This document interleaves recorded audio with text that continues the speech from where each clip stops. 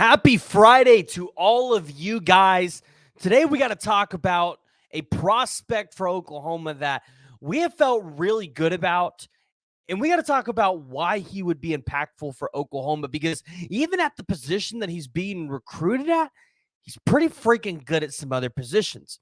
He's somebody that you definitely don't want to be missing. He's going to be at the junior day. And before we dive into it, before we break it down, guys, I need to hear from y'all. So make sure you do me one favor. Hit that like. Well, I guess a couple favors. Hit that like and hit the subscribe button. We're on our way to 6,000. And I would be really appreciative to have the 60% of you guys that come back and watch my videos to subscribe. Additionally, if you guys haven't already, I need you guys to join the discussion. Give me your thoughts. Give me your prediction. Do you think this player will end up in Oklahoma's class? Now, I've kept you guys in suspense, or I hope I've kept you in suspense long enough. The player is going to be the 4-star cornerback, Cobey Sellers. Now, I say cornerback.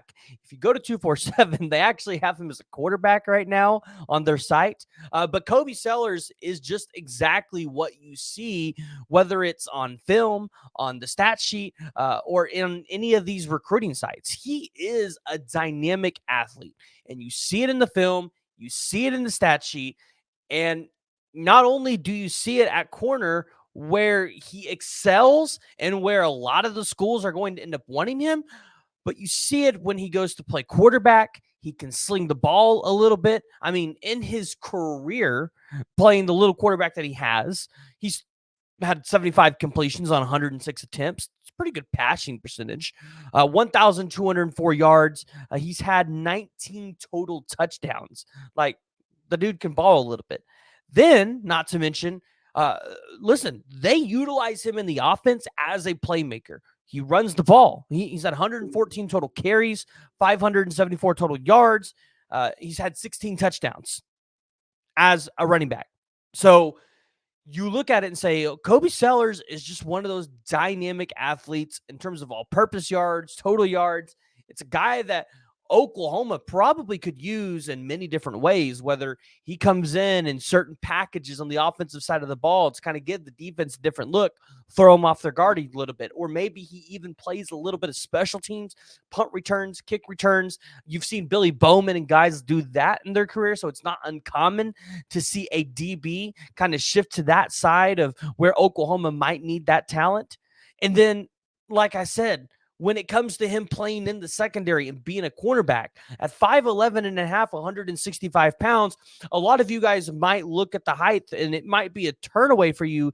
But I'm telling you right now, the 5'11 and a half does not stop him from being able to go up there, fight for the ball, and to be able to go up there and disrupt plays, create pass breakups, create interceptions. In 2022, he had 61 tackles, 9 pass breakups, and 2 interceptions, and one of those was returned for a touchdown.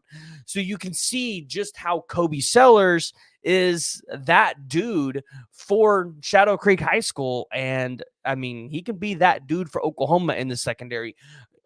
That room is really deep. Right, you've got young talent there. You've got Jonah Williams. This year you have Woody Washington returning, but we won't have to worry about him or Des Malone being there when Cobey comes in. But you're going to have like a Josiah Wagner. You're going to have Makari Vickers. You're going to have Jacoby Johnson. You're going to have all of these different guys. Not to mention some of the elite dudes that you got in 24, and then you're going to have other guys in 25 that you're looking at, like even a Malik Hawkins. So Cobey Sellers, hey. This is a guy that we expect is potentially going to be a part of this class. Things are trending really well with Oklahoma. He holds 24 offers from just some of the most elite schools across the country, most notably getting an offer from Florida and Florida State. But he got an offer from Georgia and really had an opportunity to reconnect with Dante Williams, one of the new Georgia cornerbacks coaches.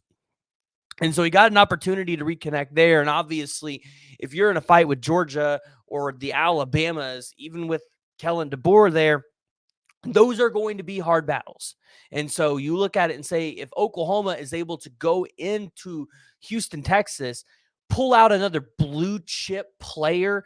Right now, I mean, I'm looking at it. He is the number 141st ranked player, the 247 composite.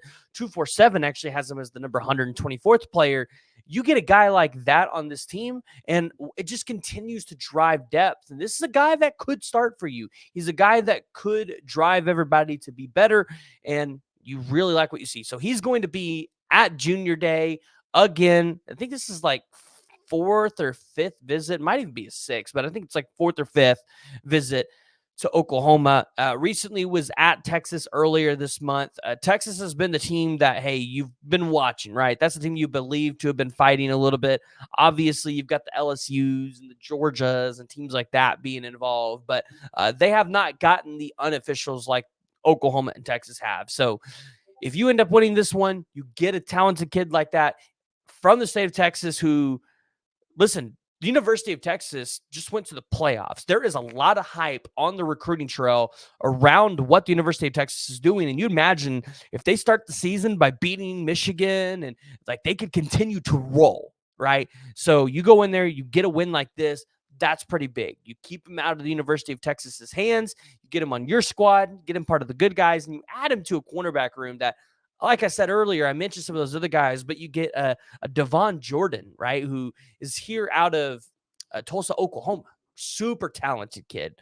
You could bring him into that room, and you could really just, I mean, your future looks bright there. And there's a lot of opportunity in a lot of areas for Oklahoma to improve. I know the secondary was not necessarily Oklahoma's strong point this year, but with Cobey Sellers, I think that could help us shirt it up in 2025. So, Sooner fans, we need to hear from y'all. Make sure you go ahead and hit that like, hit that subscribe button. Make sure you're joining the discussion. Let me know what your thoughts are about Cobey Sellers. Do you think he could end up at Oklahoma? And before I let you guys go, of course, we'll talk about this Junior Day visitor list that Oklahoma is going to be hosting, because there's a lot of elite prospects, and I know we've made other videos about it, so this might not be new news to you. But, you know, Oklahoma's got a couple 5-stars coming in. You've got 4-star defensive end Max Granville, Gus Cordova, CJ Nickson, Alex Shieldknight, Michael Turner Jr., Tory Blaylock, Kevin Sperry, Marcus James, potentially. Still haven't confirmed whether he's actually going to be there. I heard there was conflict. Christian Jones, Trynae Washington, Cobey Sellers, Malik Hawkins, Omarion Robinson, Dejon Petaway, Elijah Barnes, Dawson Merritt, Kamori Moore, Landon Rink, Cole Breeler, Makai Stewart, Owen Hollenbach, Emmanuel Choice, Demarius Robinson, Raiden Garcia, and the 2027 defensive back, Trenton Blaylock. He is the younger brother of Tory Blaylock. One thing to note, obviously, there are going to be guys that get added to this list that show up to Junior Day. There's going to be guys that don't end up going to the Junior Day, so some guys will get retracted, and we'll kind of recap exactly how Junior Day went for Oklahoma and give you guys an update on that on Monday. But again, join the discussion. Give me your thoughts. Do you think Cobey Sellers ends up in an Oklahoma uniform? Are you excited about Junior Day? I want to hear from y'all, so make sure you're typing that down below, joining the discussion.